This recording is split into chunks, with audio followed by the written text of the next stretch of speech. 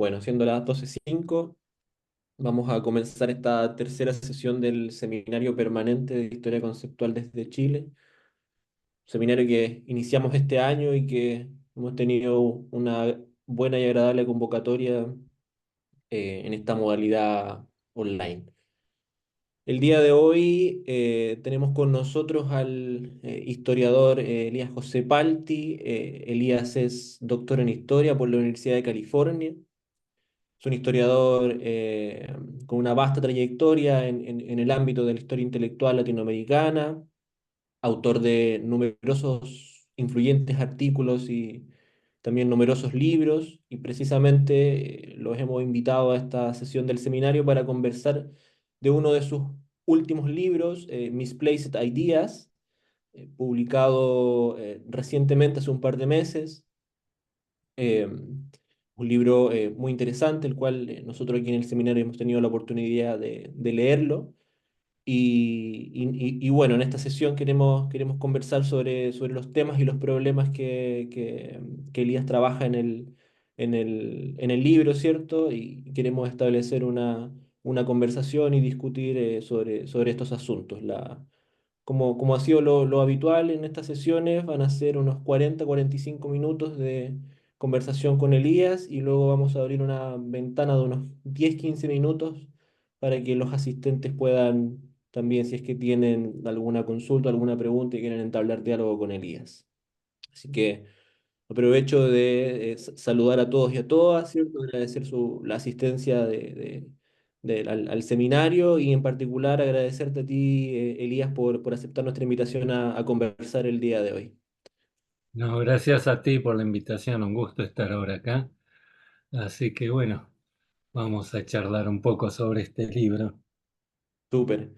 Yo quería comenzar preguntándote un poco, antes de entrar a los contenidos propiamente del libro, quería preguntar un poco por la trayectoria, digamos, intelectual de este libro, ¿cierto? ¿Cómo fue que llegaste a estos problemas, a estos temas? Eh, y cuáles fueron las preocupaciones, digamos, y los objetivos que están detrás de estas obras.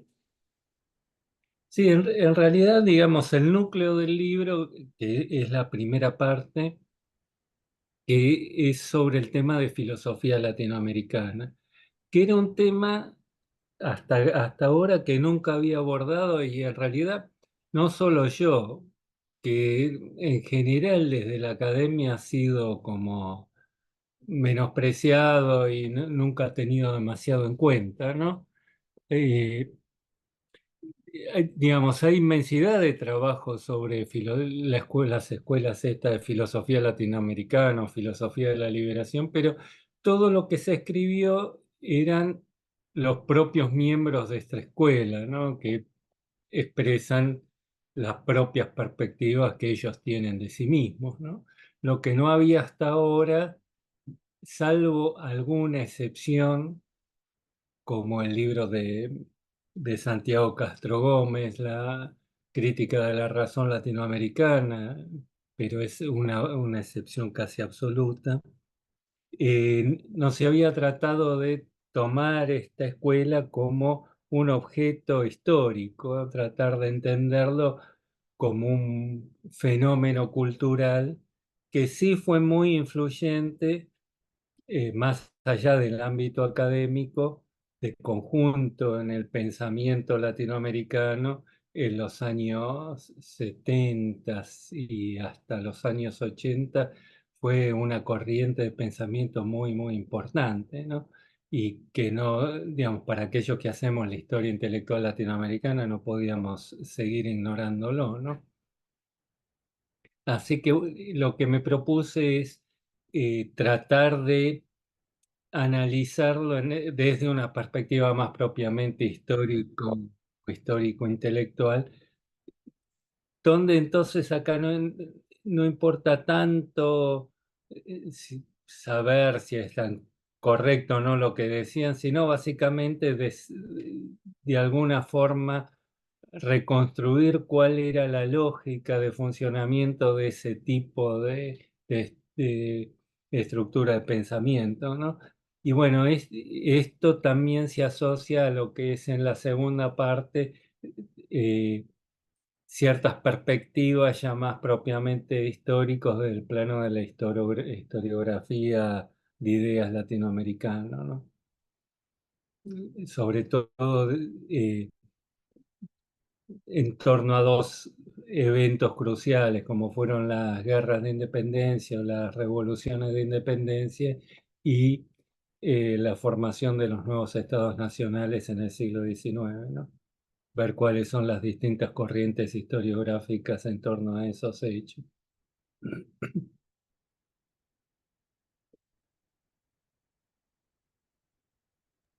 Perdón, estaba muteado. Gracias, Elías, para entrar un poco ya en los temas que abordas en el libro, ¿cierto? Yo te quería preguntar, o más que nada, si te puedes un poco explayar sobre un asunto que abordas en, digamos, en la primera parte del libro que tiene que ver con el asunto de los modelos y las desviaciones en la historia de las ideas latinoamericanas y de sus críticos. Sí, básicamente el gran interrogante es cuál es el sentido de estudiar la historia del pensamiento latinoamericano desde el momento en que se descubre que en realidad, sobre todo en el siglo XIX, la mayoría de los escritos que se produjeron en la región son básicamente interpretaciones o retraducciones o que en general se inscriben dentro de matrices de pensamiento que son originalmente europeas. De hecho, por ejemplo, hay el caso de un libro muy importante, un texto muy importante que fue el Dogma Socialista de Esteban Echeverría, eh, que Alberto Palcos, un historiador de ideas argentino, tomó el libro y analizó párrafo por párrafo cómo está tomado de algún otro autor francés, básicamente, ¿sí? Que son casi transcripciones literales de tomadas de distintas obras.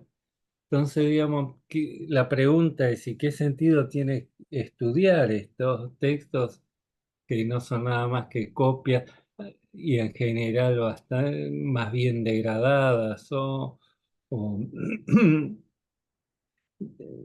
digamos, ¿por qué no estudiar entonces directamente los textos originales, ¿no? Bueno, la pregunta es entonces, ¿cómo dar sentido a estos objetos culturales en tanto como tales, partiendo del supuesto de que o aceptando que en realidad el sentido de estos textos no se encuentra ya impreso en su propia letra, que no se puede analizar a Echeverría con los mismos métodos que analizamos a Hegel o a Heidegger, o en qué otras metodologías se necesitan para poder darles un sentido sustantivo y no considerarlo, bueno, simplemente como meras copias degradadas de estos modelos europeos.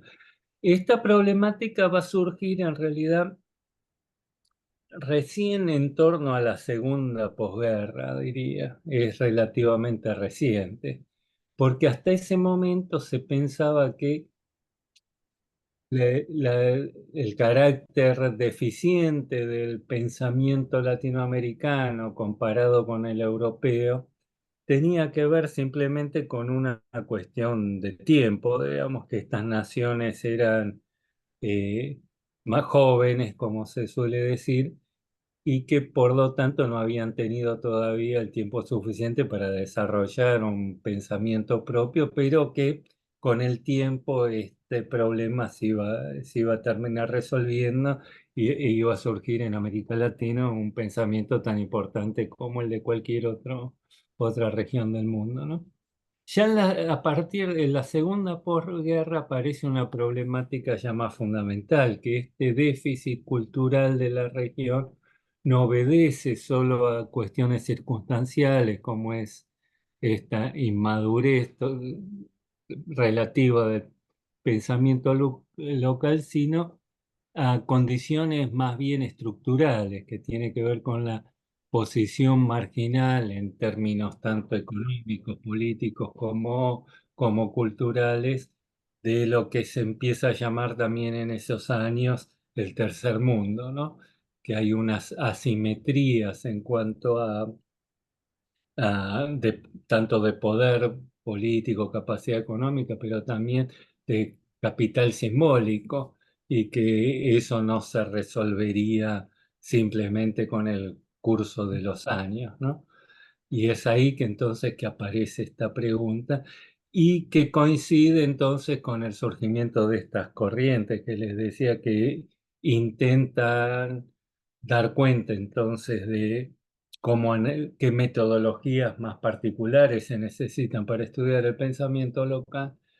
Y bueno, una de las metodologías usuales de la historia de ideas va a ser esto que mencionabas, lo de los modelos y las desviaciones.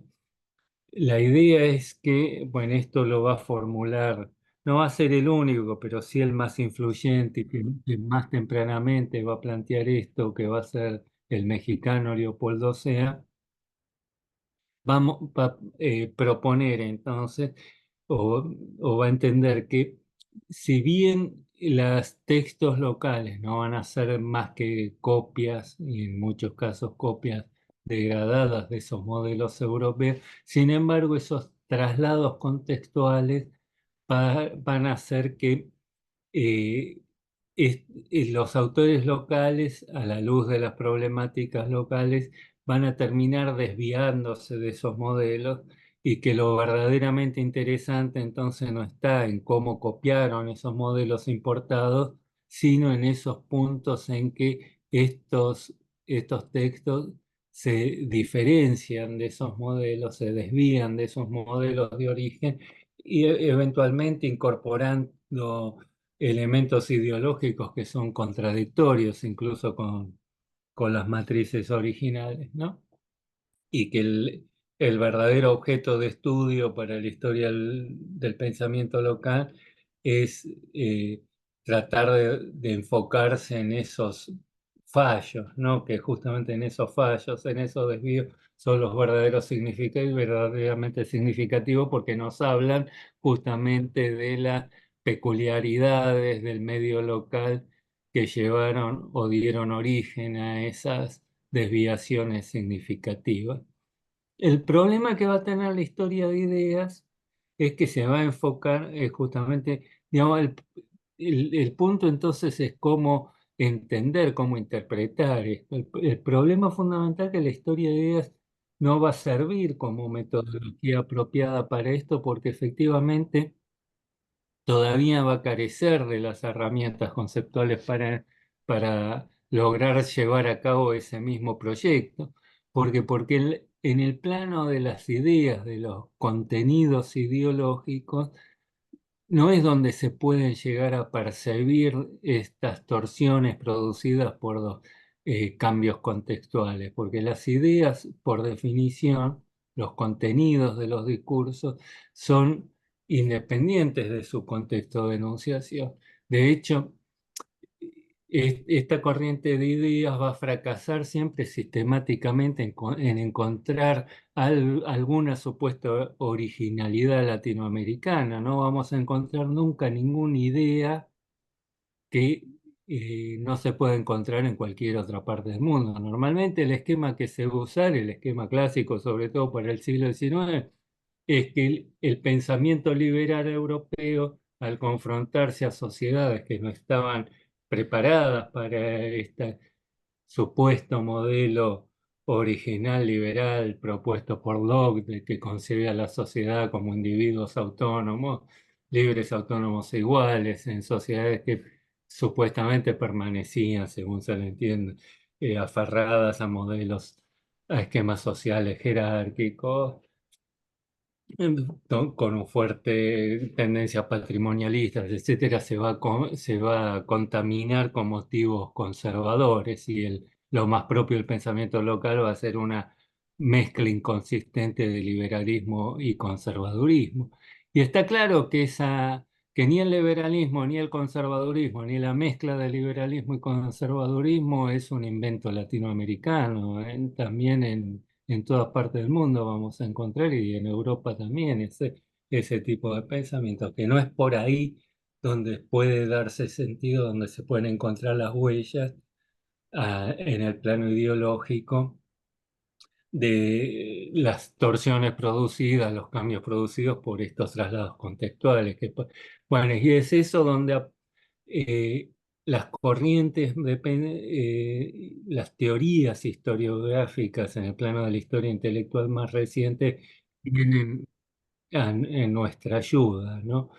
Nos proveen otro tipo de herramientas. Por ejemplo, la escuela de Cambridge, fundada por Quentin Skinner, John Pocock y John Donne, va a incorporar el análisis de lo que se conoce como la dimensión pragmática del pensamiento, es decir, no solo qué decimos, sino qué es lo que estamos haciendo al decir lo que decimos.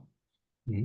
Tratar de comprender los textos como acciones verbales, como realizaciones, digamos, enfocarse en los usos, y todo uso del lenguaje siempre es relativo a un contexto comunicativo particular. Esta dimensión pragmática, entonces, nos obliga, bueno, a reconstruir el conjunto de relaciones pragmáticas dentro del cual se produjo un determinado texto o discurso, y es ahí donde sí se pueden encontrar las huellas de eh, quién lo dijo, qué dijo, quién lo dijo, cuándo lo dijo, quién lo dijo, y ahí es donde podemos llegar entonces a percibir mejor las huellas, ¿no? Simbólicas de estos contextos de enunciación, más concretamente, distinguir entre el significado y el sentido de un enunciado. El significado es independiente del contexto de enunciación, el contenido de un discurso. Si yo digo, no sé, este buzo es azul, no importa quién lo dice, ustedes lo van a entender perfectamente. Pero, ¿cuál es el sentido de este enunciado? Eh, Siempre es relativo a un contexto dialógico particular. Por ejemplo, el ejemplo que doy en el libro, no es lo mismo que yo diga Irán es el imperio del mal a que lo diga el presidente de Estados Unidos en una asamblea de las Naciones Unidas. El significado es el mismo, pero el sentido es completamente distinto. Bueno, entonces lo que es algo fundamental entonces es reconstruir esos contextos de enunciación, que las huellas de cómo se alteran los discursos no se puede encontrar en el plano de los contenidos de los discursos, que es lo que los textos dicen, sino cómo cambiaron las condiciones de enunciación de esos discursos. Una misma idea eh, dicha, por ejemplo, antes de 1810 o dicha después de 1810 en América Latina, aunque la idea sea exactamente la misma, ya va a tener un sentido completamente distinto. Pero eso no lo podemos ver si nos aferramos a la literalidad del texto. Tenemos que descubrir en qué trama, en qué entramado discursivo particular se va a escribir esa enunciación, ¿no? Gracias, Elías. Bueno, y es básicamente eso lo que me propongo hacer en estos textos, ¿no? ¿Cómo ves tú la recepción, digamos, o la circulación de esta renovación de la historia intelectual en nuestro ámbito latinoamericano? Porque, como bien dices en algún lugar del libro, la idea de los modelos y las desviaciones es algo que todavía podemos encontrar digamos, este enfoque de historia de las ideas más tradicionales, algo que todavía encontramos digamos, en la filosofía latinoamericana, pero también en la historiografía latinoamericana. ¿Cómo ves entonces este proceso de renovación de nuestra historia intelectual, del cual tú mismo has sido parte? Sí, las metodologías tradicionales de la historia de ideas siguen siendo muy pregnantes porque parecen apoyarse este esquema de los modelos y de las desviaciones en un sentido común, ¿no? Y es donde se tiende a caer espontáneamente, ¿no? tratando de descubrir, por ejemplo, hasta qué punto un determinado pensador local, no sé, Alberdi o Lastarria o More, se desviaron del pensamiento liberal europeo, no se distinguen de Locke o Bentham o quien sea, ¿no? Estas nuevas teorías sí se difundieron mucho también en estos años. El, el gran punto, digamos, de conflictivo, el gran punto problemático es cómo hacer lo que en sociología se llama volver operativos, volverlas operativas en la práctica, ¿no? Cómo traducirlas, ¿no?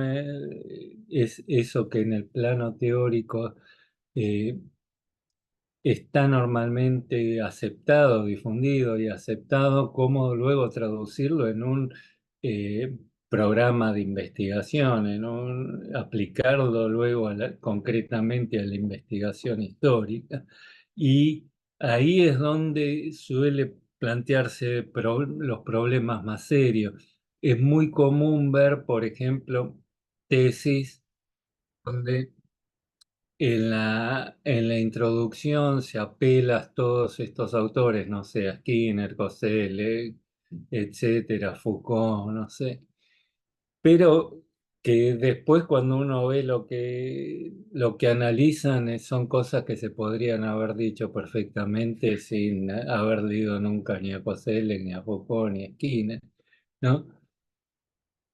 El punto es eso, cómo hacer verdaderamente productivos en el plano concreto de la investigación histórica estas teorías. Y eso es cierto que no es siempre sencillo, que incluso los propios autores, bueno, este es el tema de mi otro libro, acaban de salir juntos estos dos libros, Misplaced Ideas en Oxford, salió a fines de marzo. Y a fines de abril salió otro libro en Cambridge que se llama Intellectual History and the Problem of Conceptual Change, donde analizo más específicamente estas nuevas teorías, ¿no? Y como muestro ahí, muchas veces estos propios autores que realizaron estas nuevas, que elaboraron estos nuevos marcos teóricos, no son del todo consecuentes en el momento de eh, realizar su propia obra historiográfica, ¿no? Y ahí, bueno, en el fondo, bueno, lo que planteo ahí que eh, esto tiene que ver no solo con problemas de aplicación, sino algunos problemas que veo también en el propio plano teórico en cada una de estas escuelas por separadas, ¿no? Que esta renovación historiográfica va a emanar de fuentes distintas y que, digamos, para poder desarrollar una metodología más que nos permita dar cuenta de estos problemas, habría que tratar de combinar los aportes de estas distintas escuelas, que es lo que no suele ocurrir en Europa, ¿no? La- los pensadores anglosajones solo suelen citar autores y textos escritos en inglés, lo mismo los franceses y lo mismo los alemanes, ¿no? Y no suelen dialogar entre sí. Que digamos, el gran desafío es a nivel ya más estrictamente teórico, es tratar de poner en juego, poner en diálogo estas distintas corrientes, ¿no? Porque cada una por separado plantean algunos problemas, sobre todo en el momento de explicar el cambio conceptual, que es lo que trato de mostrar a su vez en este otro libro. Gracias, Elías. Gabriel, te doy la palabra. Sí, muchas gracias, Elías, nuevamente por participar en el seminario. Eh, Tengo un par de preguntas que surgieron a partir de la última parte del texto My Place Ideas.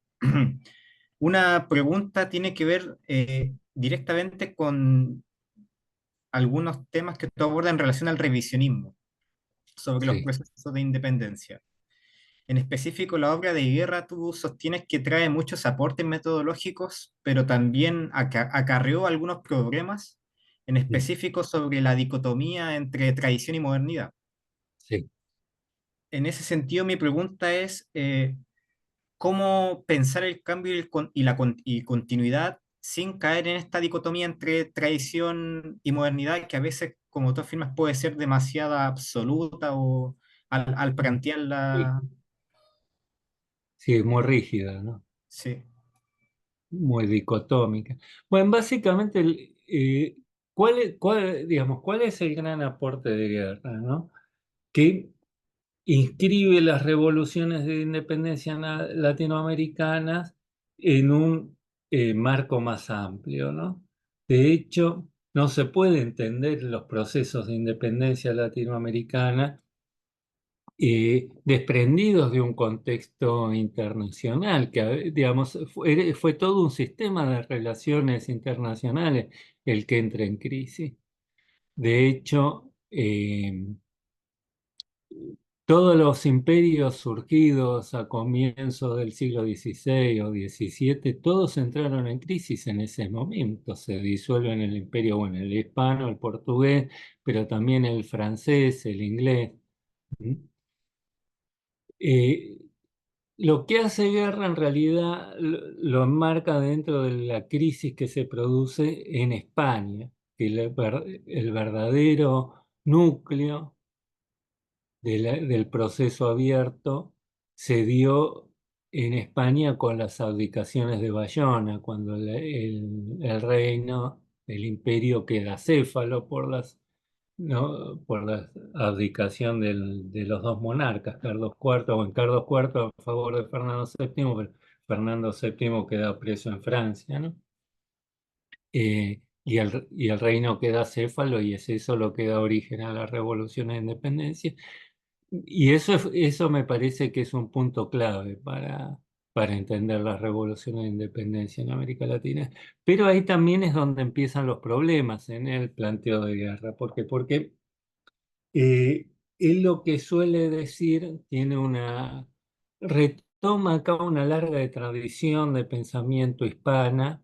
Digamos, siempre hubo como una dicotomía entre los historiadores latinoamericanos vieron siempre las revoluciones hispanas como resultado de la llegada del pensamiento de la Ilustración francesa, Rousseau, Voltaire, etcétera, frente al tradicionalismo católico hispano.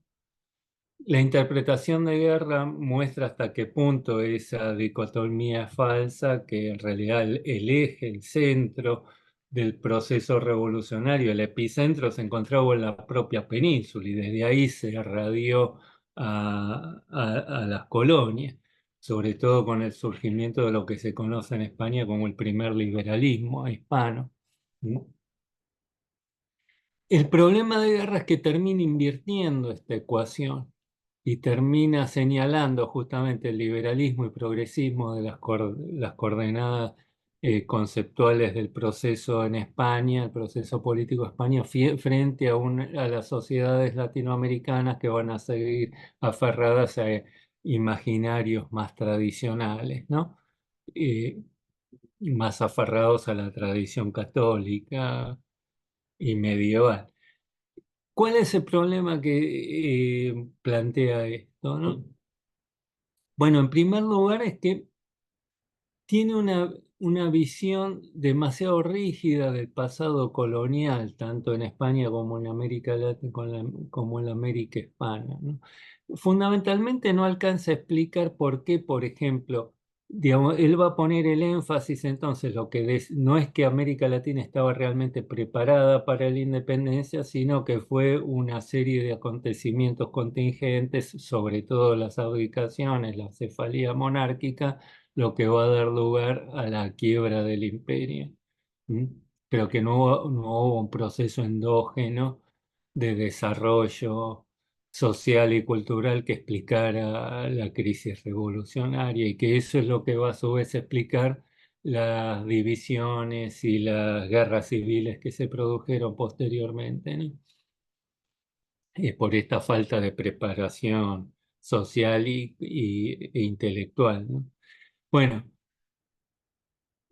hay algo que no termina de explicar este planteo, es por qué en realidad crisis dinásticas se habían producido muchas veces antes. Por ejemplo, durante las guerras de sucesión en España, donde hubo una guerra civil, tres casas dinásticas en disputa, 11 años de guerra civil, entre 1700 y 1713, cuando finalmente se produce el paso de la Casa de Austria a la eh, Casa de los Borbones.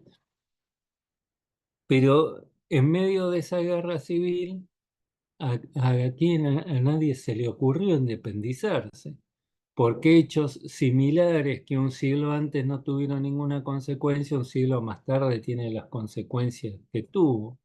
¿Mm? Para eso es necesario quebrar con esta visión monolítica, estática del periodo colonial, como si en 3 siglos no hubiera pasado nada, que América Latina se hubiese mantenido aferrada a un ideario escolástico, medieval, católico, y bueno, y no se perciben, ¿no? Las profundas, que en esos 3 siglos hubo transformaciones fundamentales que de alguna forma fueron abriendo el terreno para que aquello que era absolutamente inconcebible en 1700 para 1800 se volviera una posibilidad real. ¿Mm? Cambios de diversa índole, pero que involucran también el ámbito del pensamiento, del ámbito de la historia intelectual, ¿no?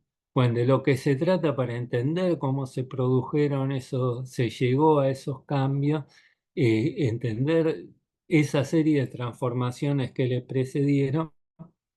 Y acá retomo una tesis de Alperin Donghi, ¿no? Que dice que eh, digamos, en este sentido, retomar un poco lo de guerra sirve como un contrapeso frente a las perspectivas de los historiadores latinoamericanistas que suelen ver las revoluciones de independencia como una suerte de aurora virginal de la modernidad, de la razón, de la ilustración, etcétera, frente al oscurantismo colonial, ¿no? Como si fuera un parto de la libertad inmaculado, ¿no? Y ver lo que dice Alperín es, ese afán de ruptura con el pasado tiene sus raíces en ese propio pasado con el cual se quiso romper. Ahora, lo que no quiere decir que haya sido tampoco un proceso, una mera emanación lineal de esos eventos precedentes, ¿no? Y hasta qué punto es cierto que si bien hubo un proceso de preparación previo, así todo, la crisis que entonces se produjo supuso un quiebre fundamental. ¿Mm? Entender esa paradoja, cómo del propio pasado surge, se crean las condiciones para algo que ya es absolutamente incompatible con aquello, esos fenómenos que le dieron origen, ¿no? Bueno, y de nuevo esto tiene que ver con una cuestión metodológica, lo que muestra también Alperín, y creo que esto es excepcional en Alperín, que nuevamente lo que cambia no son las ideas, sino cómo se van a rearticular esas mismas ideas. Cómo lo que cambia en un discurso nuevamente, antes vimos la dimensión pragmática, los contextos, las condiciones de enunciación. Algo también muy importante, normalmente, ¿no?, que se tiende a perder de vista en la historia de ideas, que las ideas pueden llegar a ser las mismas, pero la forma en que se articulan entre sí es lo que cambió. ¿Mm? Para tomar un ejemplo de un terreno muy distinto, pero que sirve para ilustrar eso. Hubo un momento en la historia del universo que eh, dos átomos de hidrógeno se fusionaron con uno de oxígeno.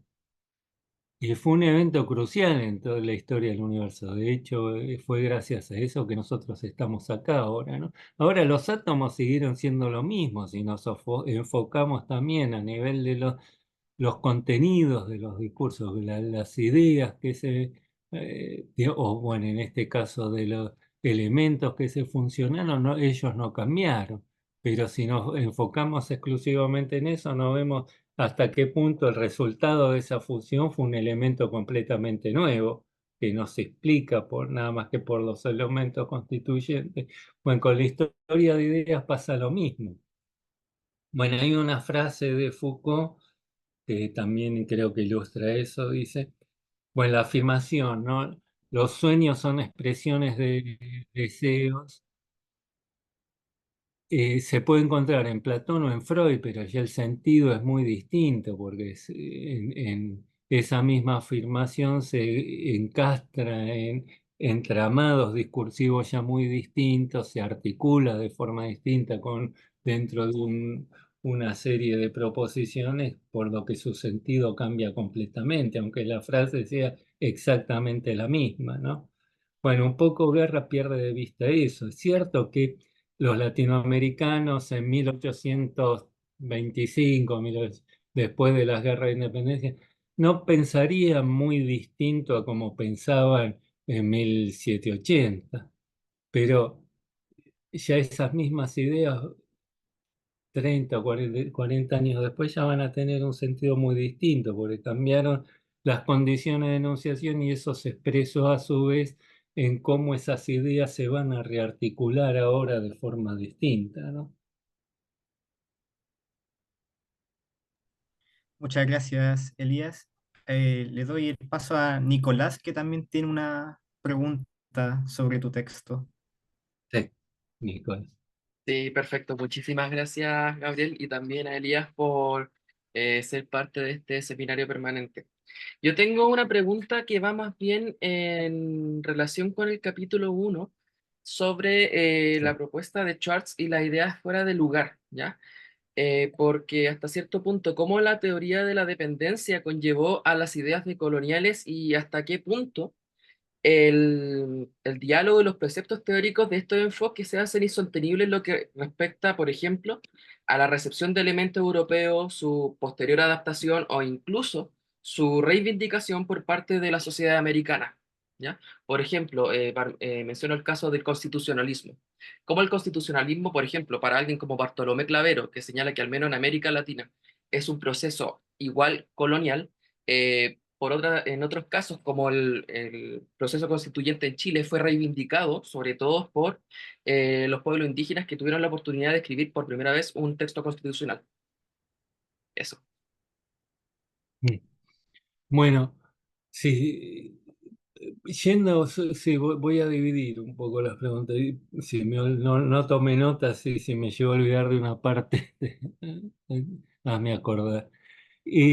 Lo primero, las teorías de las dependencias de alguna forma son lo opuesto a la filosofía latinoamericana.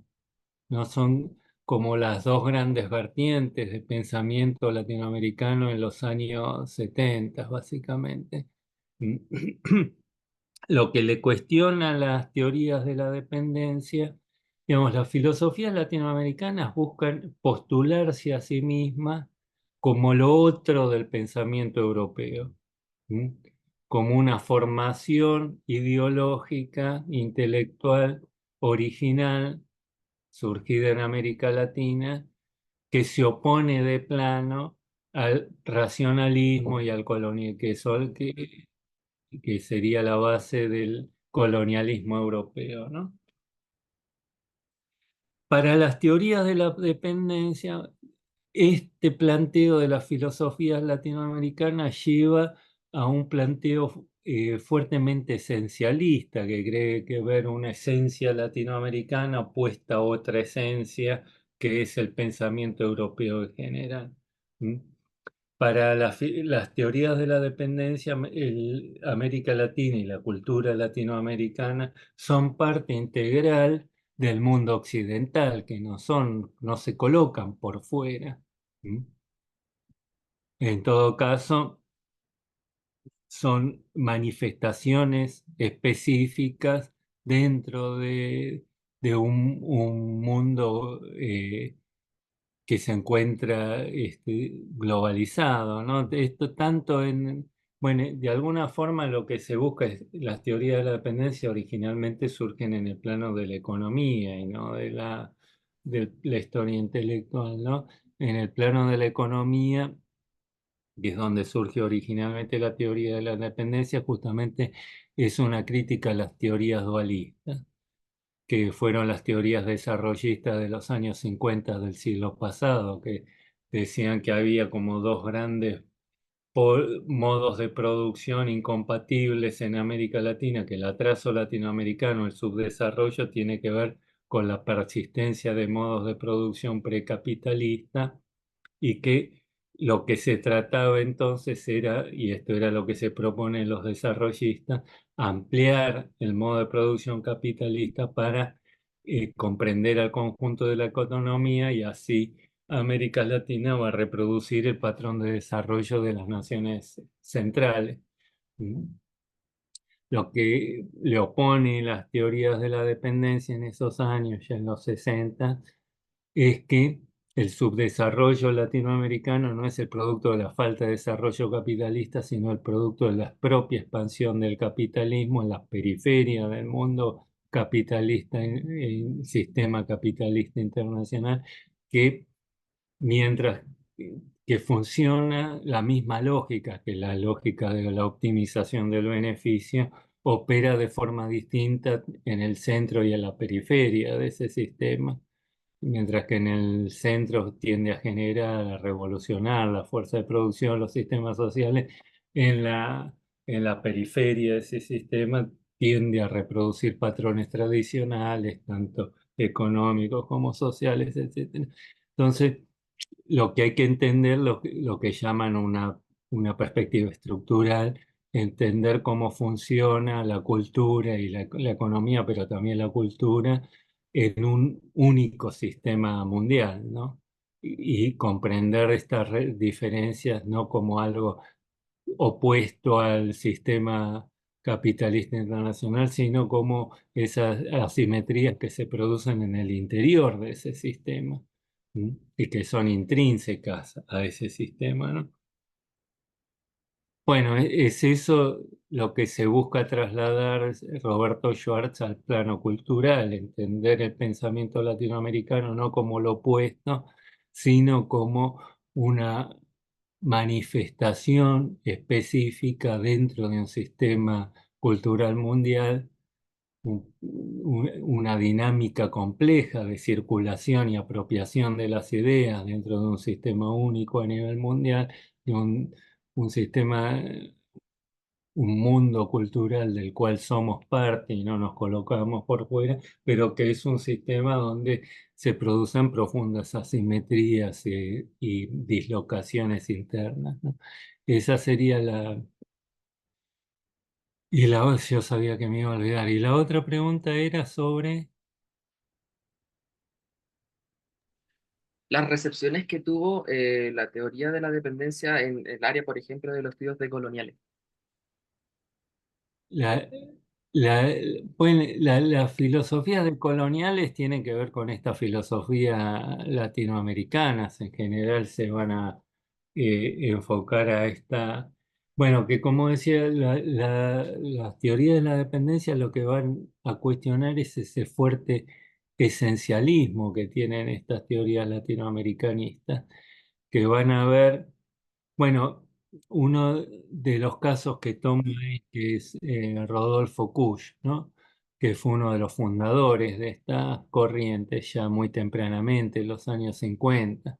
Rodolfo Kusch bueno, un argentino que se va a vivir a todo un personaje realmente muy atractivo, ¿no? Que él se va a vivir a un pueblito, él estaba formado en la Universidad de Buenos Aires, estudió con Carlos Astrada, que fue quien introdujo a Heidegger en Argentina y en América Latina, ya muy tempranamente difundió el pensamiento, la posfenomenología, ¿no? Y él se fue a vivir a un pueblito en Jujuy, en la frontera con Bolivia, porque trataba justamente que él quería hallar allí ese ser latinoamericano no contaminado por la racionalidad europea. Y él va a decir que encuentra, bueno, en su informante, que es Santa Cruz Pachacuti, y en la cultura quechua y aymara, la verdadera esencia del ser latinoamericano. Y bueno, él va a tratar de definir cuál es esa esencia del modo de, digamos, el típico modo de proceder intelectual de este ser latinoamericano como opuesto al procedimiento intelectual característico del ser racionalista europeo, ¿no? Y bueno, él toma básicamente las categorías de la fenomenología que va a estar tensionada por esta, esta oposición, bueno, lo que Heidegger va a llamar entre lo óntico y lo ontológico, ¿no? El ser del ente, el ente y el ser, ¿no? Y bueno, va a identificar la al pensamiento europeo con el plano óntico, la cosificación y a lo que le va a poner una realidad subjetiva más profunda y más fundamental, que es la del ser, que va a ser la que se encuentra encarnada en este sujeto latinoamericano opuesto al sujeto racionalista europeo, ¿no? Pero nuevamente, digamos, es una visión fuertemente esencialista en este sentido. Él toma los dichos de Santa Cruz Pachacuti en primer lugar como eh, expresivos de- el conjunto de la población, ¿no? Como si los nativos latinoamericanos fueran todos iguales. Todos piensan de la misma forma, no son individuos anónimos, genéricos. En realidad, en el mismo intento de entender el pensamiento latinoamericano, él mismo está mostrando hasta qué punto él es completamente extraño a ese mundo.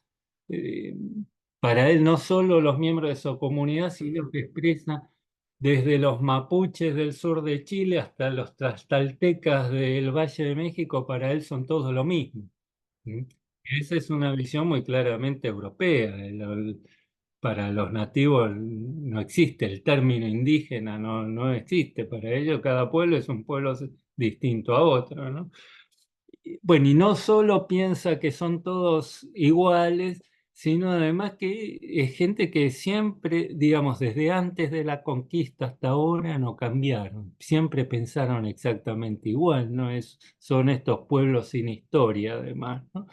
Bueno, estas visiones, ¿no? Esencialistas, genéricas, es lo que de alguna forma se propone la teoría de la independencia dislocar, y bueno, estas visiones esencialistas que son propias de las filosofías latinoamericanas y también las corrientes decoloniales, ¿no? Aunque es cierto que hay diferencias internas, ¿no? Que son los que analizo estas distintas corrientes, digamos, dos grandes vertientes: hay la historicista y la fenomenológica. La historicista va a tratar, ¿no? de reconstruir procesos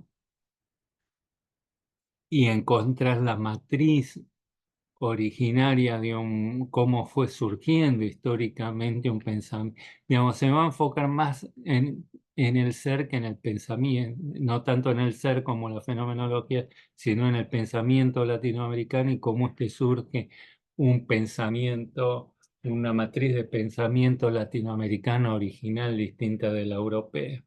Bueno, acá los pensadores más importantes son Leopoldo C. Arturo Roy, ¿no? Y básicamente también lo que van a tener es digamos, aunque intentan darle introducir una perspectiva más propiamente histórica, ese marco histórico al que apelan sigue teniendo un esquema fuertemente dicotómico, ¿no?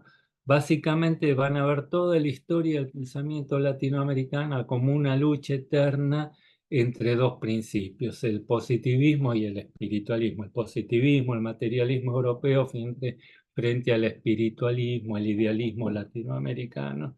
Y lo que van a intentar entonces rastrear son las huellas de ese espiritualismo latinoamericano, como cuando surgió y cómo se difundió en América Latina.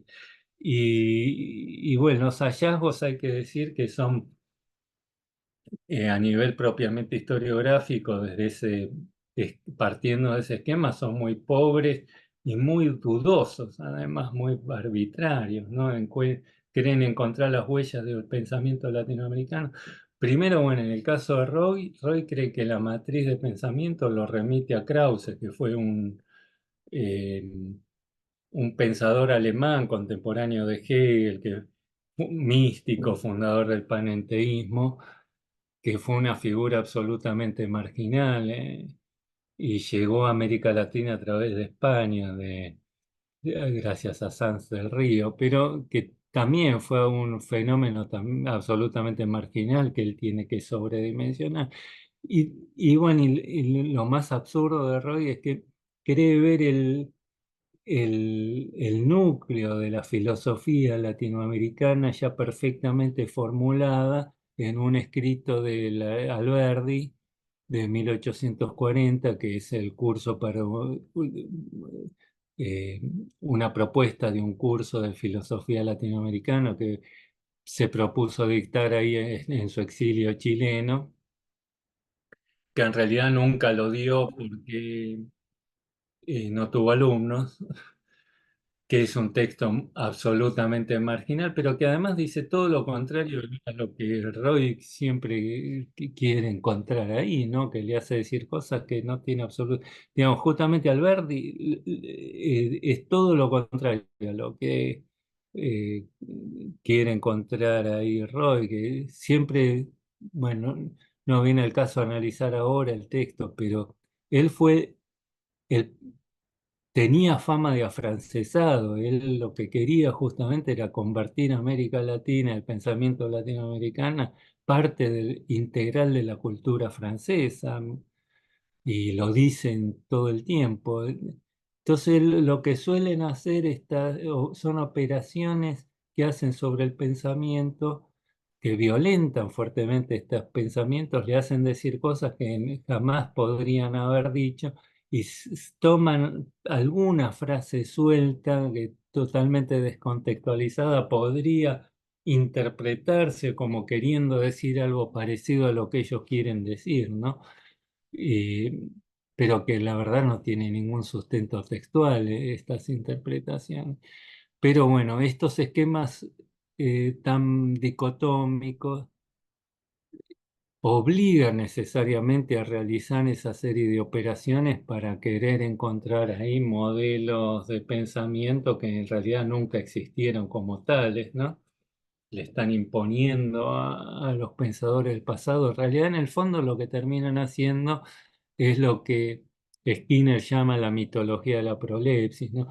Básicamente es proyectando sobre los autores del pasado sus propias ideas, poniendo en boca de esos autores sus propias ideas, ¿no? Ujú. Gracias, Elías, muy interesante. Podríamos estar largo y tendido conversando sobre estos temas que dan para mucho. Ahora, si es que quiero dar paso, si es que hay alguna pregunta, alguna consulta del público asistente que te quieran realizar, pueden prender la cámara o el audio o dejarla en el chat.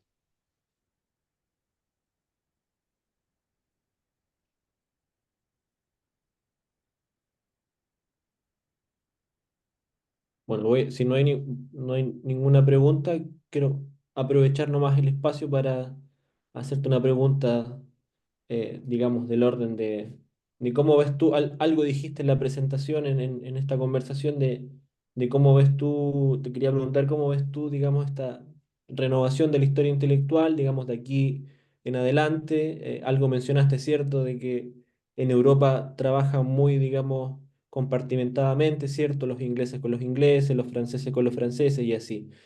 Algo mencionaste, ¿cierto? De que a ti te parecía que estas, digamos, escuelas o métodos debían, digamos, converger y dialogar, ¿cierto? Pero ¿cómo lo ves tú, digamos, de aquí en adelante, con respecto a tu trabajo, etcétera? Sí, eso lo desarrollé más en el otro libro que se publicó por Cambridge, que en realidad lo que veo es, eh, bueno, como decía antes, estas corrientes, esta nueva historia intelectual, según la llamo, también surgió en los fines de los 60, en los años 70, se desarrolla en los 80, pero a partir de los años 90 se ha producido una merma importante por un lado se ha expandido mucho esta historia intelectual en todo el mundo, pero al mismo tiempo esta expansión fue en detrimento de la reflexión teórica. ¿Mm? Lo que se da a partir de los 90 es un clima intelectual más bien ecléctico y algo reacio a la reflexión teórica y a la disputa teórica, ¿no? Como que se ha impuesto, bueno, esta proliferación de ampliación del campo llevó a la proliferación también de perspectivas, pero digamos, se impone como cierto modo ecléctico, ¿no? Cierto clima de ideas ecléctico donde todo, todo está bien, digamos. Cuanto más perspectivas distintas, mejor, y incluso el mismo intento de tratar de delimitar alguna metodología parece como un intento autoritario, de una suerte de autoritarismo epistemológico, ¿no? La idea es eso, que cada uno desarrolle su propia metodología y que lo que debe primar es la pluralidad, ¿no? Es una palabra clave hoy. Es muy así como esta fragmentación posmoderna, ¿no? Y el primer problema que plantea esto es que, bueno, en primer lugar hace que sí, digamos que cada uno pueda hacer lo que quiera, ¿no?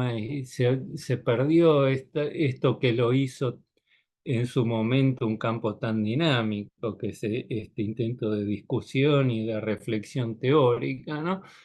Eso se ha perdido, pero sobre todo porque como, como marco, digamos, meta historiográfico para entender cómo se desenvuelve el campo, es sumamente esterilizante esta falta de reflexión teórica y esta idea de la pura pluralidad como la clave para todo desarrollo, ¿no?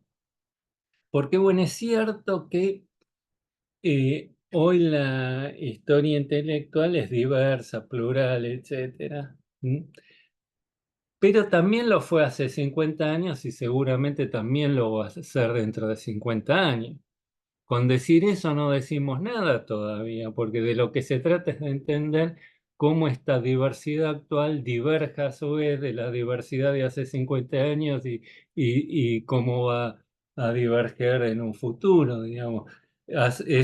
Digamos, entender cómo se articula en cada momento este campo, ¿m? Donde es cierto que es diverso plural, pero esas diversidades también suponen un cierto campo donde esa pluralidad de perspectivas se articulan entre sí y funcionan según lógicas distintas en cada momento.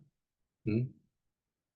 Con decir viva la pluralidad todavía no avanzamos nada de lo que importa realmente. Dicho así, sigue siendo una frase totalmente vacía. ¿Mm? Lo que se trata de entender es cómo se va articulando y rearticulando un determinado campo de estudios en los distintos momentos. Y de alguna forma mi libro es un intento de reinstalar, ¿no? El debate teórico más allá de esta perspectiva muy posmoderna de que cuantos más eh, perspectivas diversas mejor y que no se avanza mucho por ahí, por ese camino, no se avanza demasiado todavía en tratar de eh, bueno, revitalizar este campo de estudios que, si bien se ha difundido, hoy ya ha perdido la iniciativa intelectual que ha tenido en su momento, justamente por esta falta de reflexión teórica y este clima ecléctico que se impuso en los últimos años, ¿no? Bueno, creo que si no hay más consultas, preguntas, nada, agradecer a los asistentes y agradecerte particularmente a ti, Elías, por aceptar nuestra invitación, por venir a conversar en estos temas acá en este seminario permanente de historia conceptual desde Chile. Em, Dame un segundo que me dicen que hay una pregunta. Nicolás. Hay una pregunta de Camilo Barría.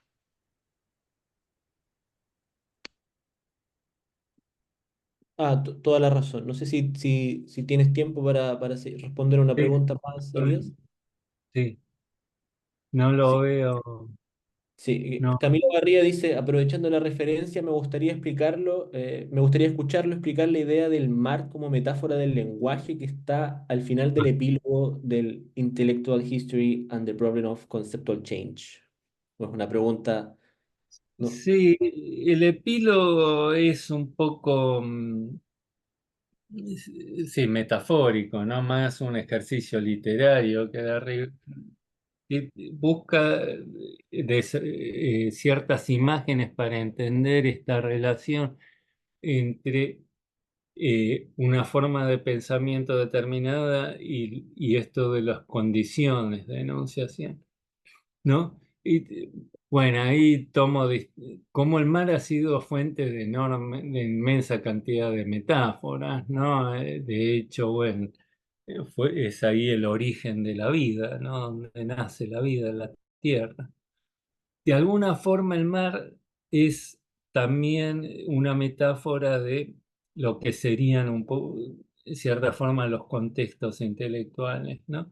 Que es de donde nacen las ideas, pero que no las contienen. Esto no quiere decir eh, que da origen a las ideas, pero no quiere decir que preestablezcan lo que después cada autor va a hacer concretamente con esos marcos intelectuales de los que partan. ¿Mm? Bueno, un poco es lo que ocurre con el lenguaje. Digamos, el lenguaje nos ofrece unas pautas fundamentales para articular un determinado discurso, pero no preestablece qué vamos a decir con ese lenguaje. De hecho, en un mismo lenguaje uno puede decir cosas muy distintas y aún opuestas entre sí. Y esta es la diferencia fundamental, considero yo, entre una historia de los lenguajes y una historia de los modelos. Los modelos son sistemas rígidos, cerrados. Si yo digo que la historia del pensamiento en términos de una diferencia entre modelos, ya el modelo preestablece lo que voy a encontrar en la historia. Si yo hago una historia de los modelos, lo único que no voy a encontrar nunca nada que ya no lo sepa de antemano. ¿Mm? Van a ser muestras más o menos degradadas de ciertos modelos que se inscriben mejor o peor dentro de uno u otro modelo, una mezcla entre modelos, pero siempre todo lo que dijeron yo ya lo sé de antemano. De lo único que se trata es de cómo clasificar las ideas de cada uno de los pensadores dentro de esos modelos preestablecidos. Con una historia de los lenguajes ya no es así, porque yo puedo establecer ciertas pautas de qué era lo pensable y qué no era pensable en un determinado momento y lugar, pero yo no puedo saber de antemano qué es lo que después los actores, los pensadores, los distintos autores concretamente hicieron con ese lenguaje. Eso solo lo puedo saber como resultado del propio análisis histórico. ¿Mm? Entonces, de alguna forma, esto permite compatibilizar, por un lado, esto que parece en la historia de ideas una aporía insoluble, que yo necesito siempre partir de un modelo, de un marco de pensamiento para analizar la historia, pero ¿cómo hacer que ya el marco no me preestablezca de antemano todo lo que voy a encontrar, que todo el desarrollo de investigación histórica no sea más que una inmensa tautología donde al final lo único que voy a terminar descubriendo no son nada más que ilustraciones de aquello de lo que ya está establecido en el propio punto de partida de la investigación, cómo volver sabiendo que es necesario partir de cierto marco, y así todo cómo volver la investigación histórica productiva, sustantiva, que nos diga algo que no sepamos ya, ¿no? Y que no esté ya preestablecido en las propias premisas, ¿no? Bueno, creo que una de las grandes ventajas de este tránsito de una historia de idea o de los modelos a la historia de los lenguajes es que abre un espacio a la investigación histórica, ¿m? Que no hace que toda la investigación histórica como era hasta aquí se vuelva una inmensa tautología, ¿no?